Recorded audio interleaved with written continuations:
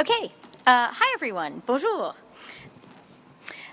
J'aimerais tout d'abord souligner que nous sommes réunis sur les terres et les territoires visés par le traité de Mississauga de la Première Nation du Crédit et sur les terres traditionnelles des Huron-Wendat et des Haudenosaunee. I am so happy to be here in Milton today. I'm really glad to be here with my colleague, Minister Marci Ien, with Milton's very own amazing MP, Adam Van Couverden, who happens to be an Olympian. And thank you very much, Gordon Krantz, Gord, the legendary mayor of Milton. I am really glad to have you here with us too, and I'm glad to have had a chance to chat.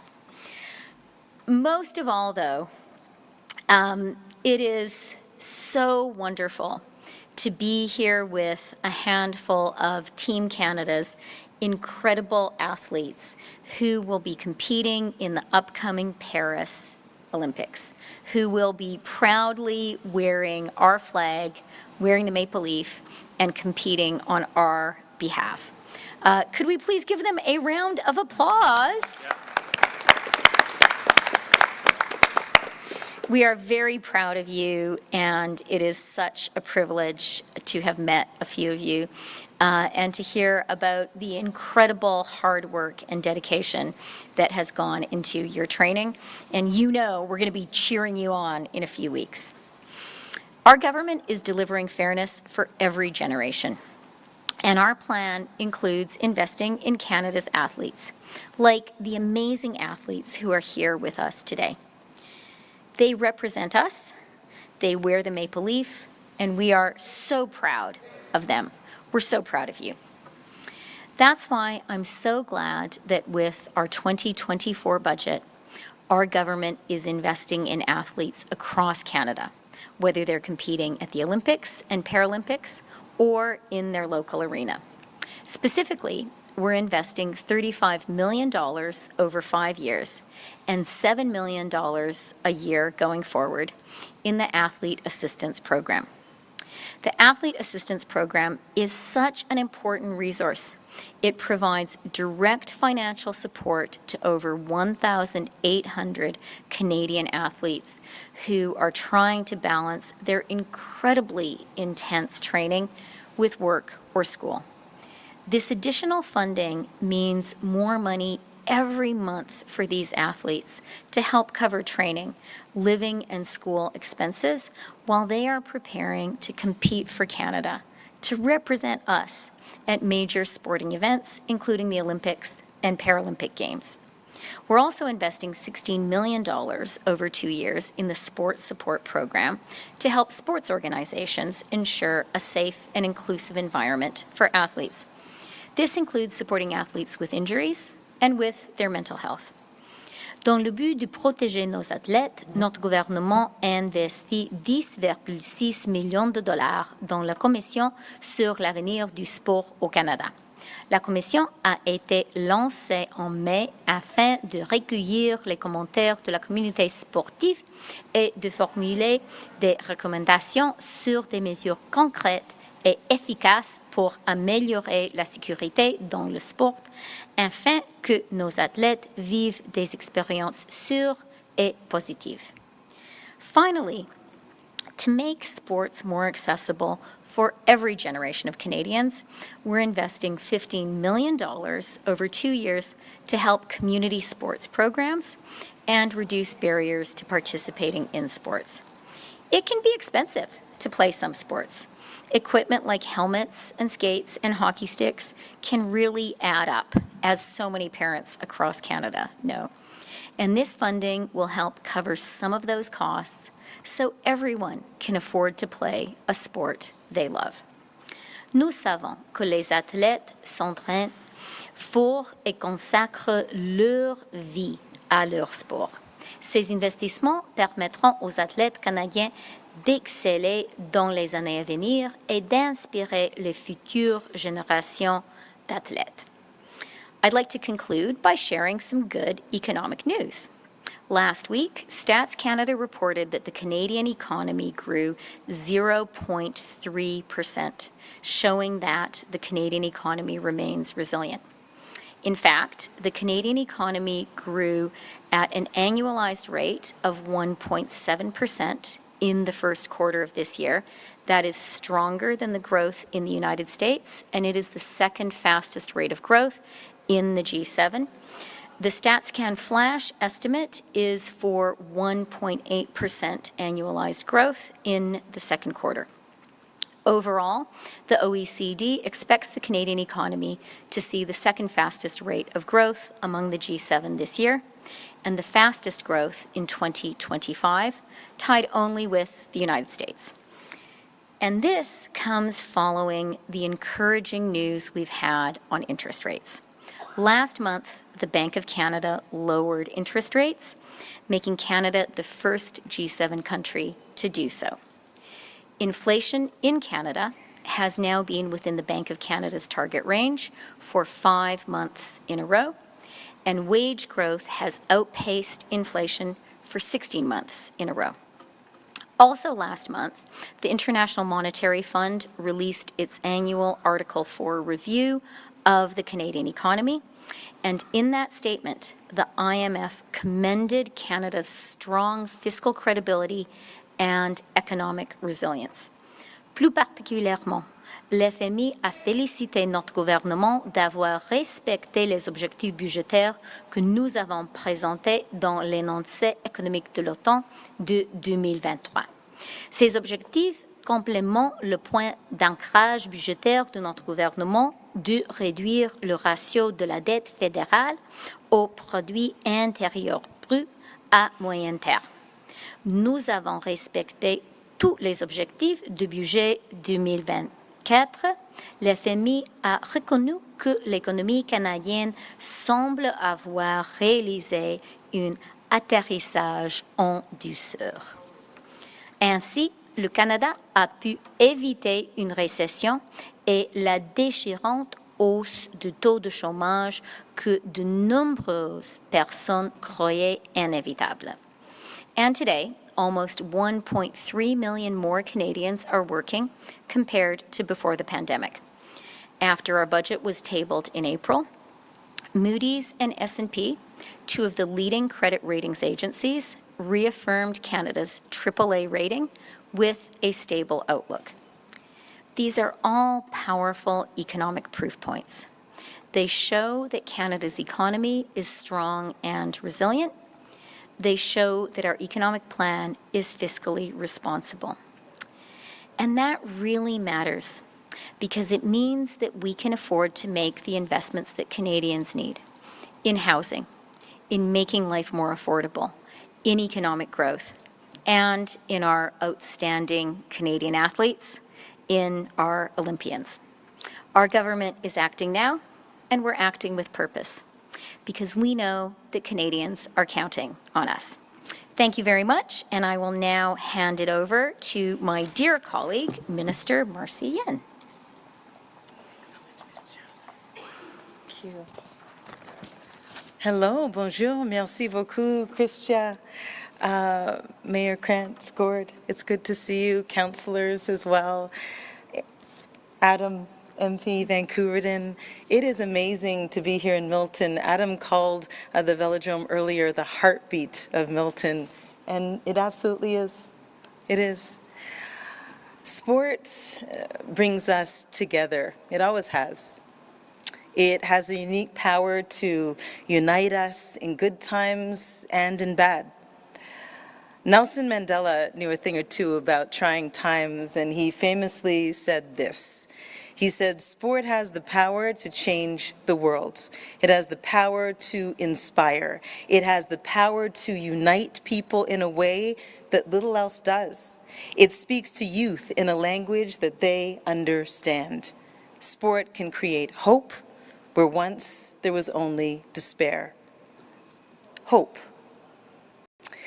Whether it's huddled around a television to watch Canadians compete on a world stage like our amazing athletes behind us, tuning into the NHL Finals to cheer on the Oilers, celebrating a hard-fought Toronto Raptors NBA championship, or a groundbreaking kick-butt professional women's hockey league, we cheer, we hope, together, under one banner, the Canadian flag.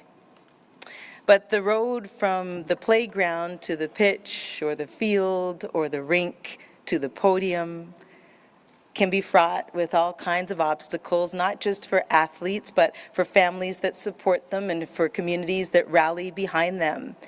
Today's announcement is about supporting our athletes through the Athletes Assistance Program. I asked a couple of the athletes just a couple of minutes ago, what will this mean? And it means a lot. Big changes in their lives. It means financial support. They need that. We owe them that. Helping to relieve financial strain so they can focus on training and competing, doing what they do best. But this is also about community sport for all and removing barriers to accessing sport at a community level. Because as Chrystia said, fees add up. Whether it's the cost of registration or a pair of new shoes, cleats, skates, they add up. Ces dépenses additionnent et les enfants méritent d'avoir une chance équitable de poursuivre leurs rêves. So what does increasing access to sport mean? It means bridging the gap of entry so that all you need to do to participate is show up and want to play, no matter who you are. MP Vancouverden, Adam, everyone knows who you are. You've inspired so many by sharing your story. I've heard it many times. How you came up, where you came from, your road to becoming an Olympic gold medalist, now member of Parliament. You've walked the walk, or should I say kayaked it. So please come and share what today means to you, Adam, to Milton, to communities across this country, but most importantly, athletes. Merci beaucoup. Thank you so much.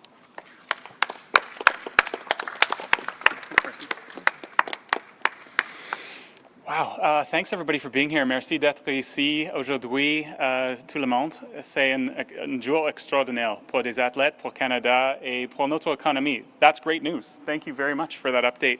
And we know that when we support all aspects of our economy, including physical activity, recreation, and sport, we get really, really great outcomes. And today is all about inspiring those outcomes, laying the groundwork for those outcomes, and frankly, investing in those outcomes. This is an affordability measure for over 1,800 Canadians, the Canadians that compete for Canada.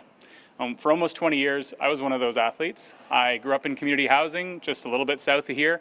And when I told my mom that I could get my university paid for in a monthly check just by making the national team, it made a really big difference in my life. And this is a real full circle moment for me, not just because I've got two of my friends from the Burloak Canoe Club here who are now competing for Canada, or friends from Milton that call this place home from a training perspective in Jackie and Carson, but just because we are continually investing in the things that make a difference for Canadians. It's been a challenging couple of years. Here in Milton, from coast to coast to coast, there's been a lot of curveballs thrown our way. There's been a lot of upheavals in our economy. But when I think of some of the highest moments of the last couple of years, watching Kelsey Mitchell in the middle of a pandemic win gold medals for Canada on a track just like this one in Tokyo, or watching our amazing Toronto Raptors win that championship. Sport truly brings us together, and whether it's through investments in community sport for all, which through the last 4 years, we've invested over $60 million in this program, and it's had a resonating impact right across this country. And on that side of the equation, we're not talking about high performance. We're talking about making sure that all kids have access and everybody feels welcome, and that sport, physical activity, and recreation doesn't have these high walls built up around it, that it's a universally accessible opportunity for absolutely everyone. And I know that about $5,000 of that $60 million ended up right here in the velodrome through the Hop On program with Cycling Canada, getting young kids on a bike for the first time ever in their lives, giving them that mobility, that freedom, and that opportunity to ride a bike. And one of my favorite athletes and a great activist as well is LeBron James. And he used to talk about how a bike changed his life when he was young because it allowed him to leave his community for the first time and go out and just be out in and around where he grew up in Akron, Ohio. And it's the same thing here in Milton. This is a big community. Kids want to get around. They want to have access to whether it's a shop or a park, or they just want to go and see their friends. The Hop On program is providing that accessibility through the Community Sport for All initiative. But back to national teams, in less than a month, Team Canada will take the stage at the Paris Olympics. And a month after that, our amazing Paralympians will compete for gold in Paris. And everybody loves watching those athletes compete. We get so excited when they win gold medals and they come home with incredible stories of triumph, whether they succeed or not. And, you know, I'm blessed to have had a career where I've had lots of highs and lots of lows and everything in between. But those stories are part of our Canadian fabric. And they tell the stories of the Canadian experience. And they're diverse, they're different, but they all inspire us to be better every single day. So we're doing a little bit to support our national team athletes. For those watching back home, all 1,800 national team athletes are getting a little raise from the federal government today. And it's because Chrystia Freeland, our amazing finance minister, and Marci Ien, our amazing minister of lots of, it's a long title. Women and gender equality. Know that these investments really, really pay off, and they certainly do. I'm so proud to be part of this government, and I'm proud to work with amazing ministers like this. I'm also proud to work in a community that invests right here, and to speak a little bit about how much this velodrome, the beating heart of Milton, means to us here at home. I'd like to invite His Worship, Canada's longest serving mayor ever, Gordon Krantz, to the podium. Wow. Well, Adam, thank you very much for that. And first of all, a great big welcome. And of course, Chrystia and Marci, we're on first name basis. We've already established that. But on the serious side, a great big welcome to the velodrome in Milton here. The announcement that the Deputy Minister just made is very significant, not only to the velodrome in Milton here, but to athletes all across the nation. And of course, my fingerprints are all over this facility here, and I question my own sanity back in the day when we were talking about, when we were supporting, but if you don't risk every once in a while, it's not going to pay off, and it really has paid off tremendously.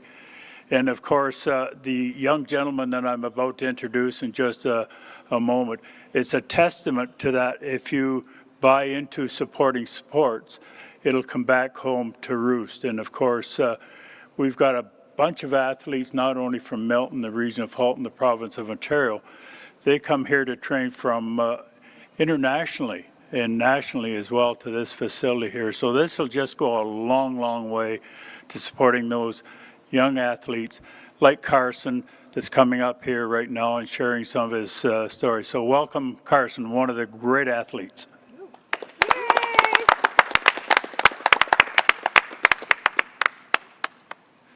Just want to say, first of all, thank you very much for that excellent introduction. So we talk a lot about the legacy of facilities like this. In 2015, when the Pan Am Games came to Toronto, was around the time when I was just starting to get interested in cycling. And for reference, I was maybe around 12 at the time. And the Pan Am torch-bearing ceremony came through my hometown of Ancaster. So getting to see some of these athletes and meet them and speak to them and even got a photo with the torch really inspired me to think about maybe competing in a sport one day. It was something that hadn't been on my radar screen at the moment.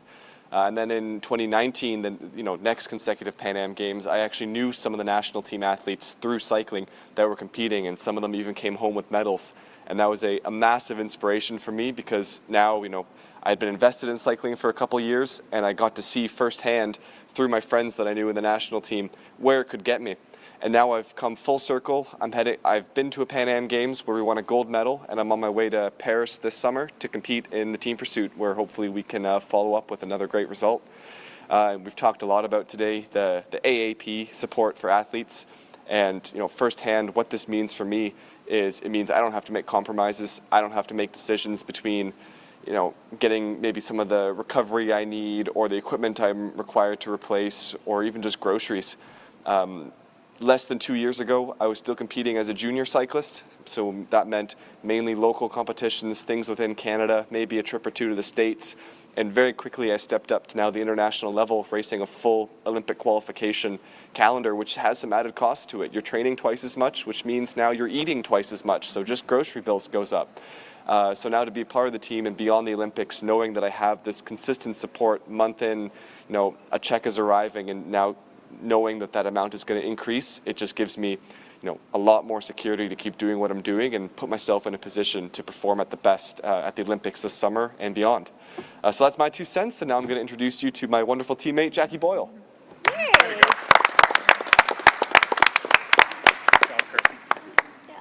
Thanks, teammate. I have a little bit of a different story to Carson. I didn't know what track cycling was 5 years ago. I transferred from volleyball at university, and so obviously this building was built in 2015 for the Pan Am Games. I found out what track cycling was in 2019, and I'm headed to Paris as well in 4 weeks' time. And so in terms of the Athlete Assistance Program, which is the AAP, that is our stable form of income as an athlete in Canada, not just cycling, but every sport across Canada. And so having this increase, it gives me goosebumps just standing here, although it's not much to the naked eye for an athlete to have that increase per month to either help with rent, to be in the facility, in the location that they want to train. For me being in Milton, this has provided me access in order to pay rent here, in order to train here full time with the teammates that I love, and that we will be heading to Paris together.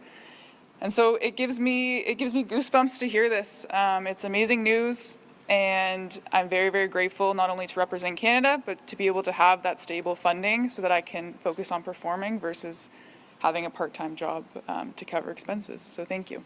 Thank you.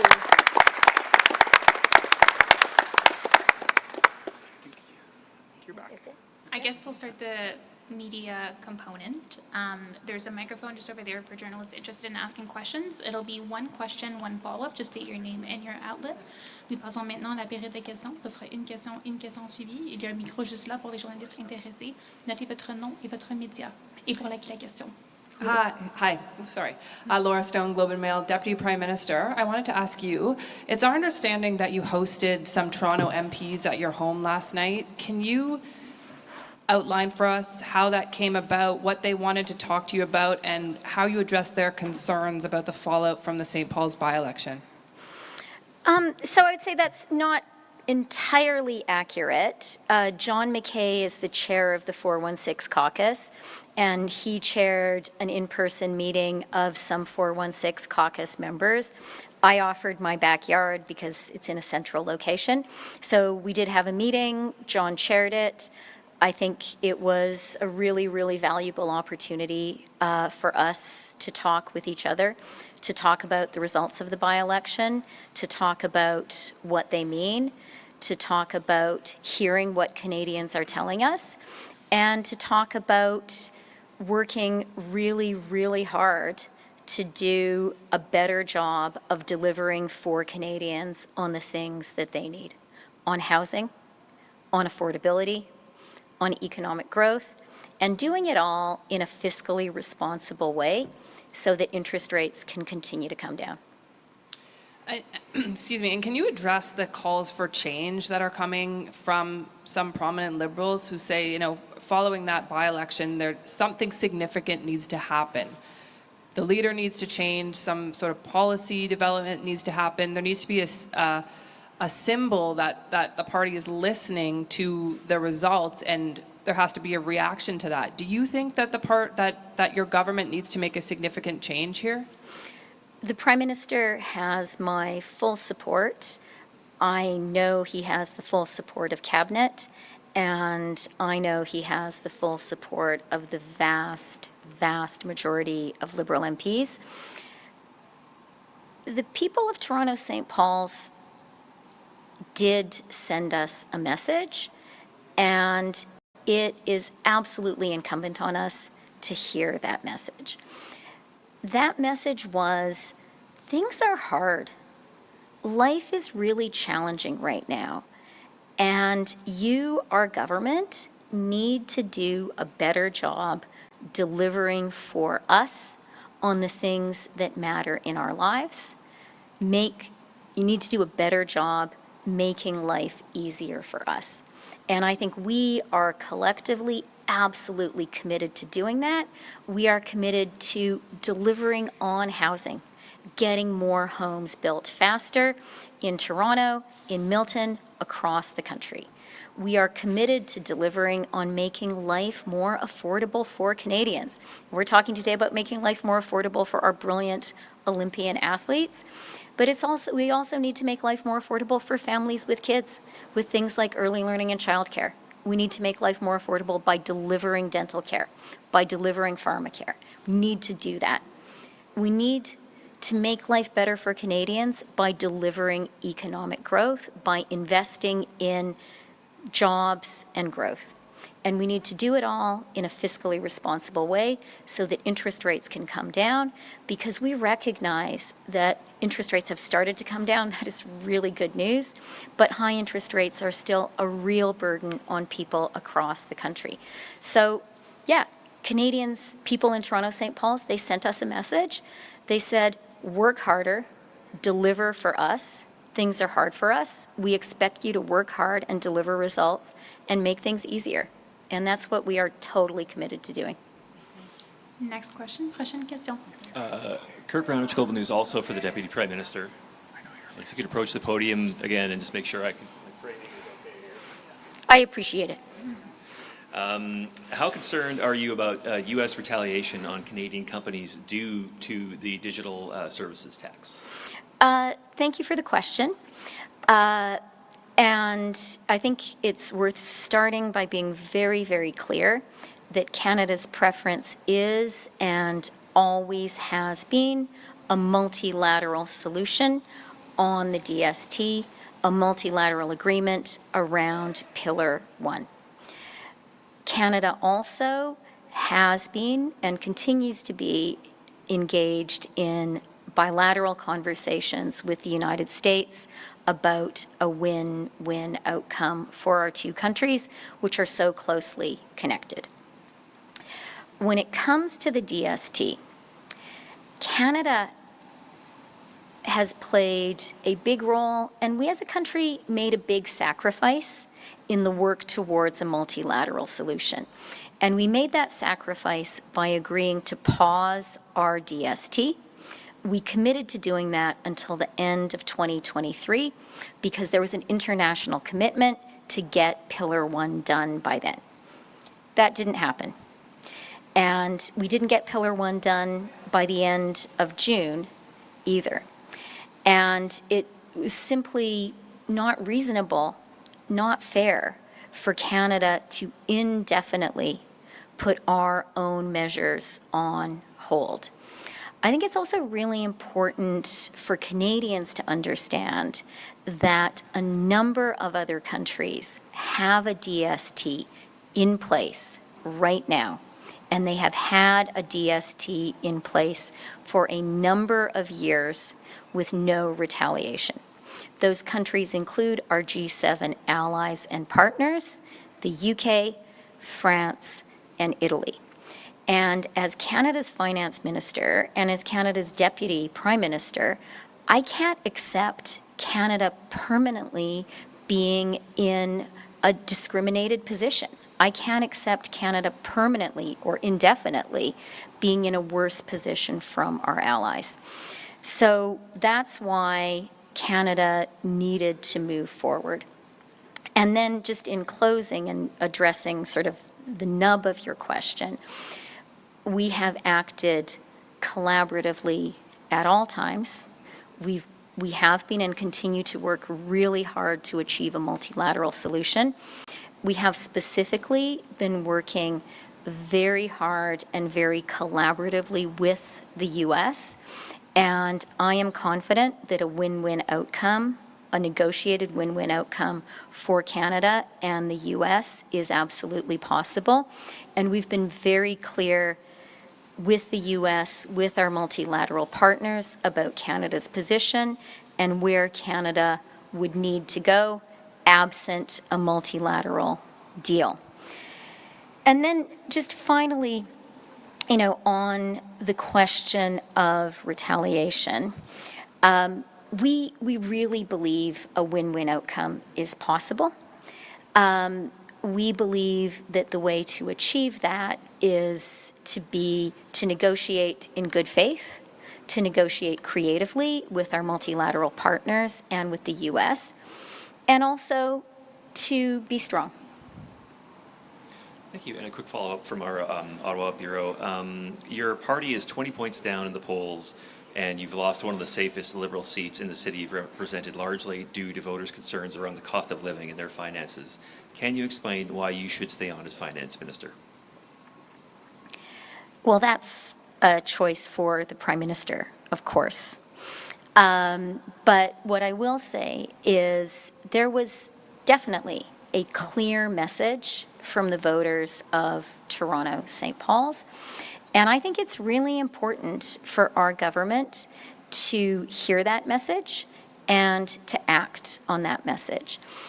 And that message was, things are hard.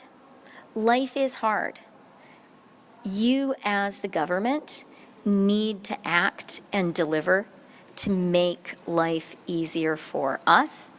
We hear that, and we know that we have to work harder, and we have to deliver and show results for Canadians. We have to deliver on housing. We have to deliver on making life more affordable. We have to deliver on economic growth and jobs. And we have to continue to do all of that in a fiscally responsible way that allows interest rates to continue to come down. So that's what we're committed to doing. Next question. Prochaine question. Hi, this is for Minister Freeland again. Katie Newman, CBC I don't want to News. presume. So last week, Ontario Finance Minister Peter Bethlen-Falvey asked you to pause the implementation of the DST, fearing that it puts targets on the backs of Canadian industries. You've gone ahead and implemented it anyway. Can you explain why? Yeah, I mean, I think I gave a pretty full explanation. But maybe let me emphasize. Right now, a number of our allies and partners, including G7 countries like the UK, like France, like Italy, have a DST in place. They are collecting revenue from international tech giants, and that is revenue they are using to invest in their people. It is just not appropriate. It's not right for Canada to accept indefinitely being in a worse position than the UK, than France, than Italy.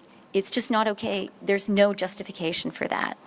And I think we are all agreed as Canadians, we have such a crying need for investment in so many things in our country, whether it is housing or making life more affordable or investing in productivity and growth. And we also know that we need to make those investments in a fiscally responsible way because we want interest rates to keep on coming down. So we need revenue for those investments. And in the current situation, Canada is worse off from some of our allies who are not facing any retaliation. That's just not fair. It's just not okay for Canada and Canadians. It's not in the national interest. And it's my job to fight for and defend the national interest. And I do want to emphasize that at every step of the way, we have been very clear with our international partners about what we are doing. We have had detailed conversations with the U.S., working towards achieving a win-win outcome. And I have a lot of optimism around Canada's ability to get there. And could you repeat in French, please? Oui. Alors, la chose importante à souligner, c'est qu'aujourd'hui, nos alliés, les autres pays membres du G7, ont en place un impôt sur les géants du web international. La France, le Royaume-Uni, l'Italie. Ce n'est pas acceptable pour le Canada d'accepter une pire position que nos partenaires et alliés. Et je veux souligner que ces partenaires, ces alliés, ont un tel impôt en place sans rétaliation. En même temps, je voudrais souligner que le Canada préfère une solution multilatérale et le Canada a déjà commencé et va continuer d'avoir les négociations bilatérales avec les États-Unis. Je suis convaincue qu'une solution gagnant-gagnant est absolument possible. Merci. And the USTR continues to express concerns about Canada's decision to move ahead. So could you just explain when the last time you spoke with your US counterparts about this was, and what did Americans say about potential retaliation, and how worried are you about what happens next? So my counterpart is the Secretary of the Treasury, Janet Yellen, who has been the U.S. lead on the Pillar 1 and Pillar 2 conversations.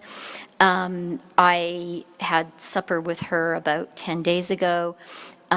We have had detailed, constant conversations about this. We have been very transparent and very clear with our U.S. partners about the steps Canada needed to take absent a multilateral solution. And we have had and continue to have detailed, substantive conversations with our U.S. partners about a win-win outcome for Canada and the United States. And that's something that we are very committed to working on, and I am optimistic that we can achieve. And I do really want to underscore here, a number of other G7 countries, a number of other partners of Canada and the U.S., UK, France, Italy, to name just a few, currently have a DST in place and are not subject to U.S. trade retaliation. And, you know, as Finance Minister and Deputy Prime Minister, I just can't accept Canada indefinitely being in an inferior position to other countries who are our partners and allies. Et en français. On parle mon homologue aux États-Unis, c'est la secrétaire du Trésor, Madame Janet Yellen. On parle souvent avec Madame Yellen. J'ai soupé avec elle il y a quelques jours.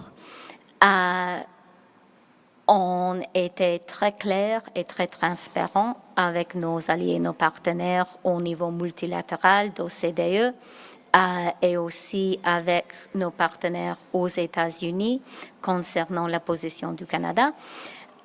On a déjà parlé beaucoup, négocié avec les États-Unis concernant une possible résolution gagnant-gagnant pour le Canada et les États-Unis. On a fait beaucoup de progrès et je suis optimiste que ce sera possible pour nous d'avoir une résolution gagnant-gagnant pour le Canada et les États-Unis. Merci. Next question. Prochaine question. Okay, that concludes today's press conference. C'est met fin la conférence de presse. Thank you. Thanks a lot. Thanks for being here. Thank you. Yeah, and yay for the athletes. Yeah.